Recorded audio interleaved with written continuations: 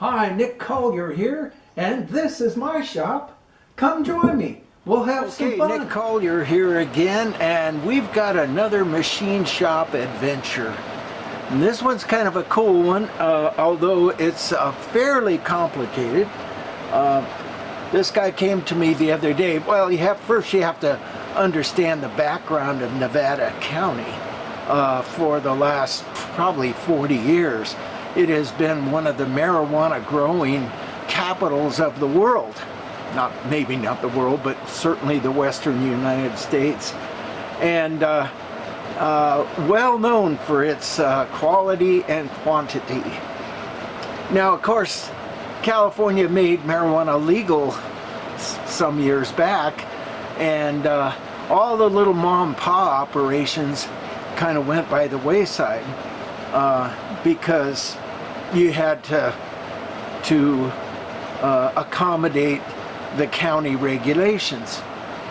But these bigger operations kind of sprung up, and they're kind of hidden. And this one particular guy that contacted me the other day has a pill making, not pill, but anyhow, they make little discs of pot powder, I guess. And so they've got this machine, and I went in there, and when I go back to deliver it, I may take some pictures of it if I can.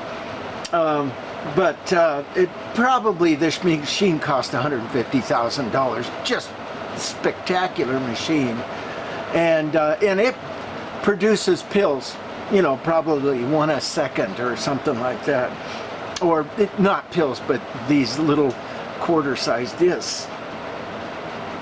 And so, of course, this is a very elaborate punch press. And if you'll notice, the punch press this is a solid, these two and this one that's broken off are all concentric, whereas this part of the shaft right here is a cam. And of course the end of the shaft broke off because there was probably a little bit too much pressure on it or something like that. Anyhow, he calls me up and he says, our machine is broken, and this machine makes us $40,000 a day. So can you get it fixed real quick? And I'm like, yeah, great, but let's put some pressure on me. So I told him 3 or 4 or 5 days and I'll have it for you. So, and these are all precision measurements because, of course, it goes into the interior of this machine. And, but, it's all workable. You just got to figure out how to do it, right? So what I came up with after thinking about it for an entire day and then dreaming about it that night, or actually not dreaming about it, but when I wake up first thing in the morning, I usually have the really good ideas, and I finally came up with an approach. And that approach is, and this is a piece of 1045, which is shafting material, and that approach is to center drill the ends, and that way I've got this one, and this one concentric with each other, and then put the thing in a 4-jaw chuck, and this cam is exactly 1/4 inch off from the concentricity of the shaft itself. So we just move the shaft up 1/4 inch.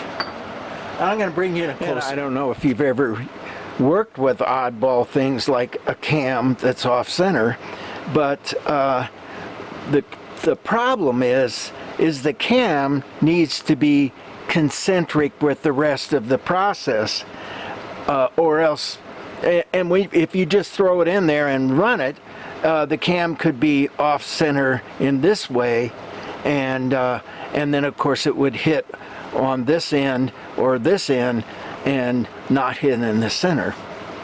So what we did is we came in and just took a skim until this line and this line matched.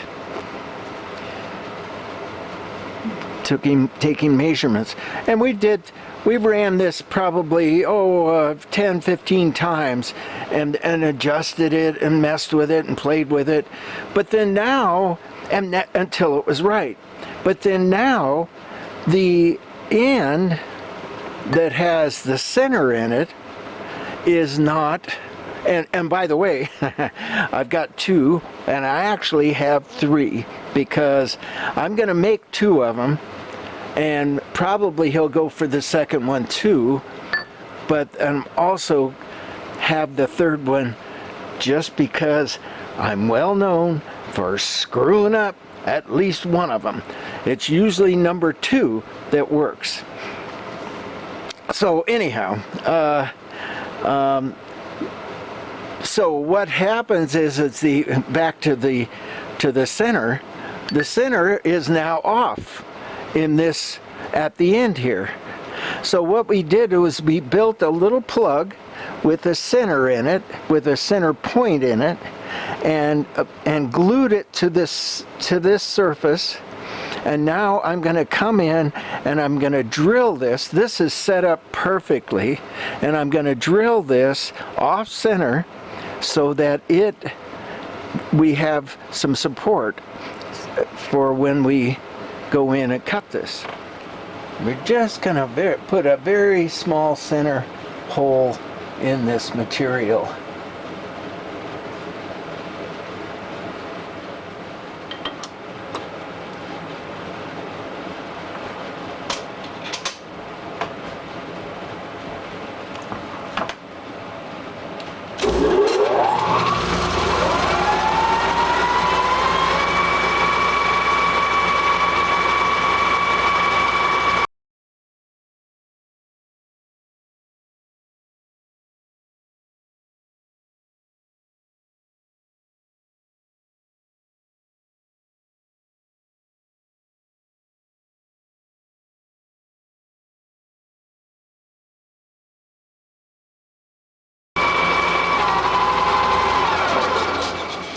All right, that's a good start. Let's get our compressor cranked up. And we've got support. Now let's just come in and we're gonna just start carefully spinning off this to see what we can come up with.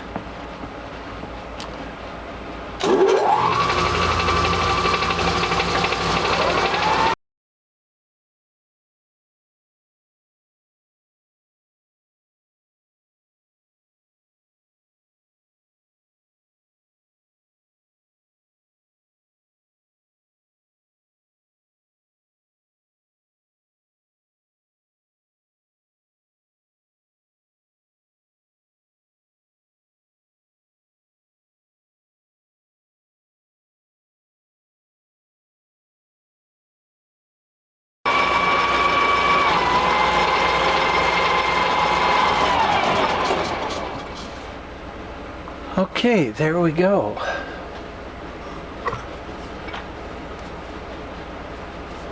And we're still running pretty true. This is a little bigger than this, so we've got a step there. But I'm seeing it being true.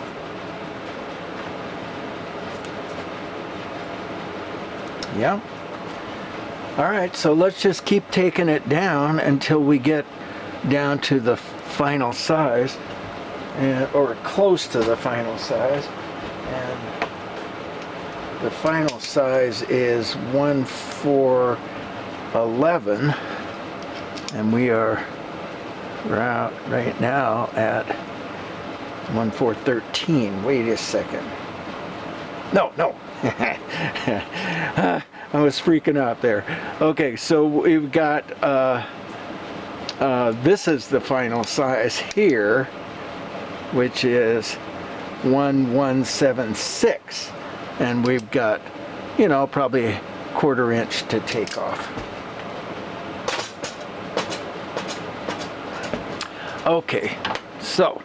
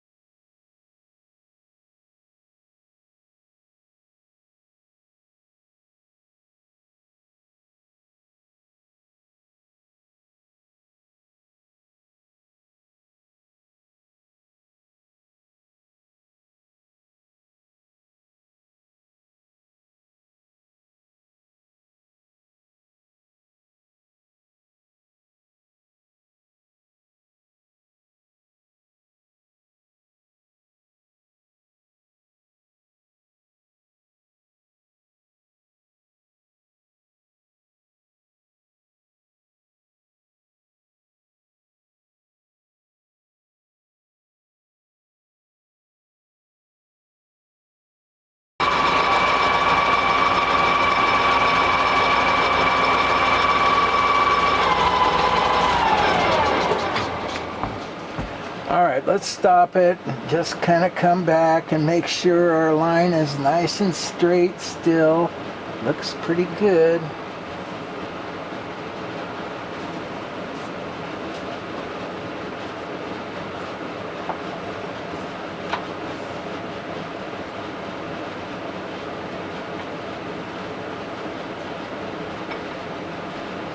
Yeah, I think we're good.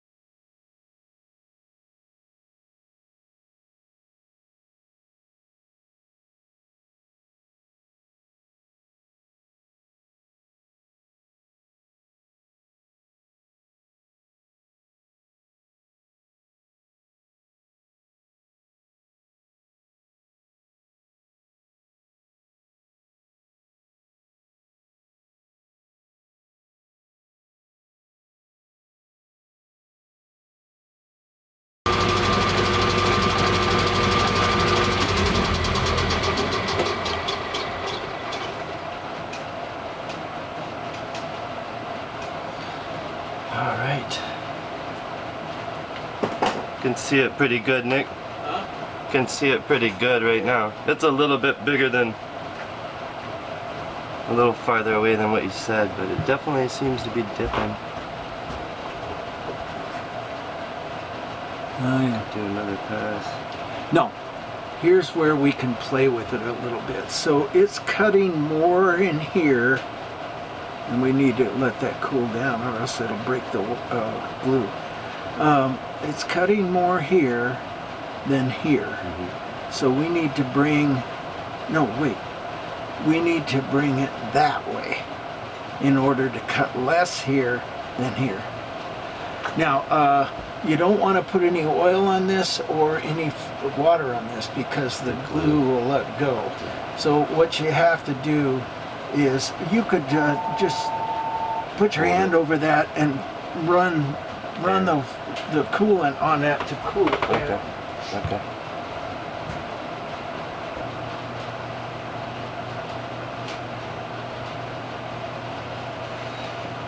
Okay.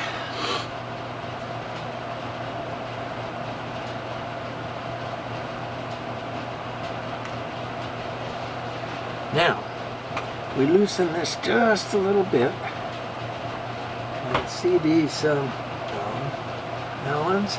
So now we need to go that way, right? Yeah, less cut this one. So this works just the opposite that you would think. I think. One of them does that, the other two lathes don't. Yeah. So what we have to do is loosen it up. Okay, so then we're coming the right direction. We're gonna come, I'd say 5/1000ths.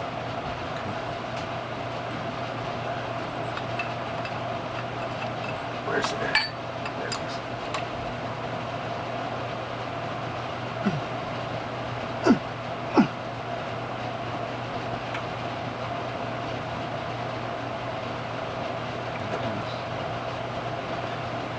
Right up front. Okay, let's try that out. Tighten it back up. Snug this back a little bit. And just take another cut. Get to 0.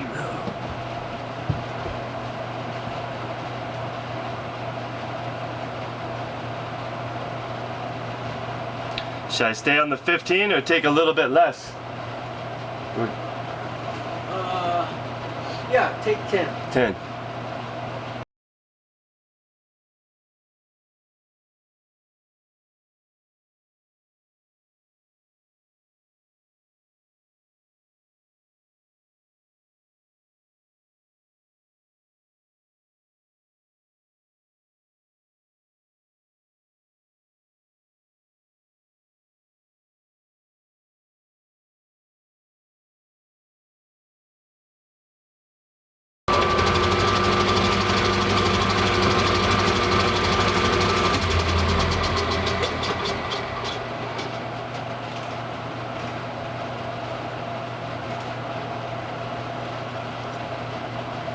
All right. Looks like we went the wrong way. Yeah, that can happen.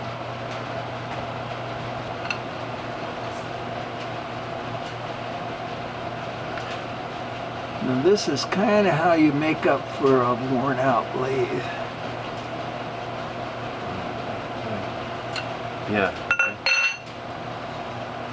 It's a fight, but you can get You there. dial it in. Okay, so now just take 2/1000ths.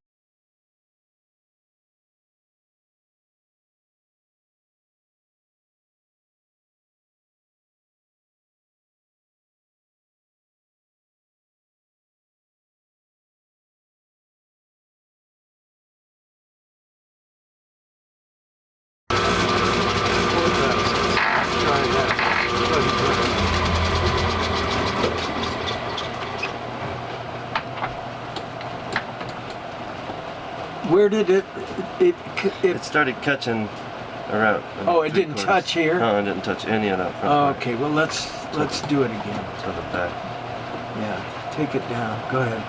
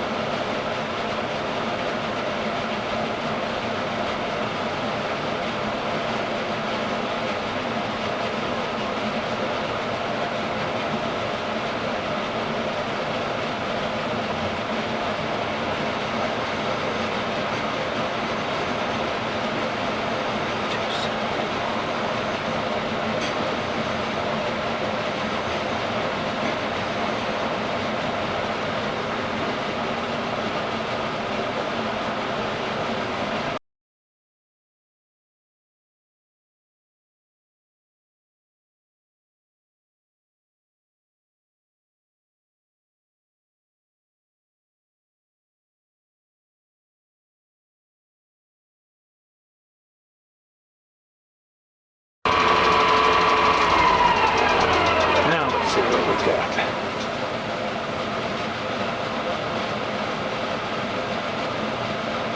And what are we looking for? 1176. So we're at 1.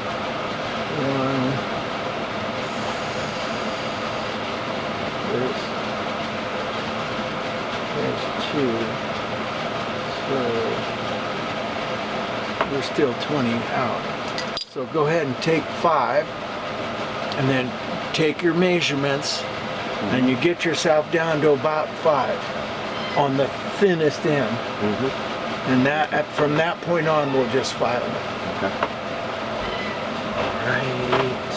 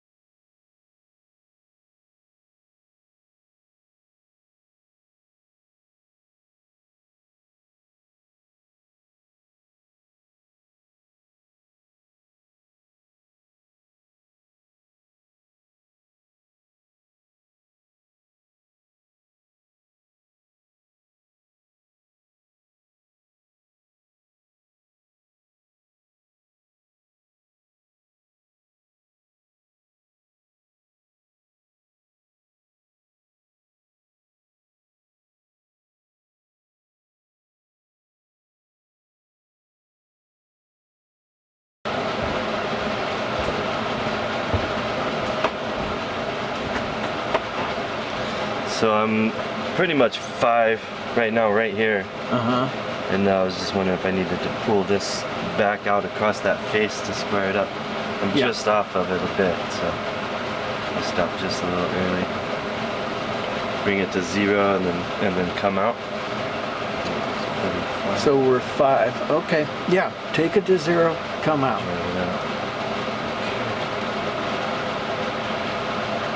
Hang on. Let's look close. Yeah. Good and clean.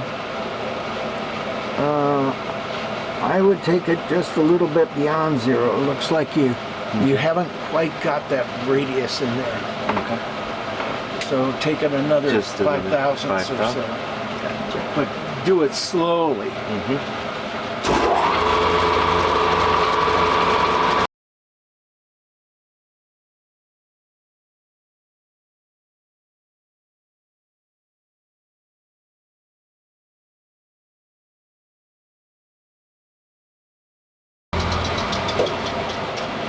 Okay, now, you've been talking to the camera at all? A little bit. Okay, good. It's nice and cool, it's not hot. Now you come in.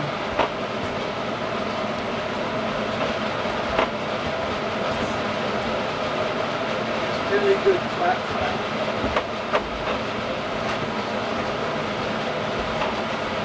And you just bring it down.